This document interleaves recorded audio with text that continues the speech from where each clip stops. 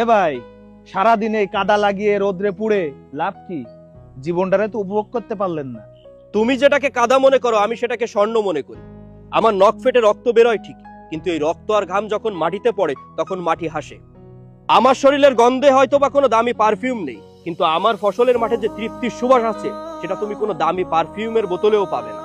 আমার হাতে যে কাদা লেগে আছে সেটাই তোমাদের আভিজাত্যের প্লেটে ভাত হয়ে ধরা দেয়। একটা কথা মনে রেখো, যেদিন কৃষকের লাঙল থেমে যাবে সেদিন তোমার জমানো কারি কারি টাকাও তোমার প্লেটের ভাত খাওয়াতে পারবে না। আমি মাটির সাথে কথা বলি, আমি মেঘের ডাক শুনি। আমি কোনো শহরের এসি রুমের অফিসের গোলাম নই, আমি এই বিশাল মাঠের স্বাধীন রাজা। আমার ছেঁড়া লুঙ্গি আর পাফাটা দেখে অবজ্ঞা করো না। আমাদের মতন এই কৃষক না থাকলে থালাটা শূন্য পড়ে থাকতো, আর এই আমাদের মতন এই কৃষক না থাকলেই দেশটা ক্ষুধায় হাহাকার করত। আমি কৃষক, এটাই আমার সবচেয়ে বড় অলংকার, আর এটাই আমার সবচেয়ে বড় অহংকার। তাই অবহেলা নয়, একটু শ্রদ্ধা দিও। কৃষক বাঁচলে দেশ বাঁচে, আর কৃষক হাসলে দেশ হাসে।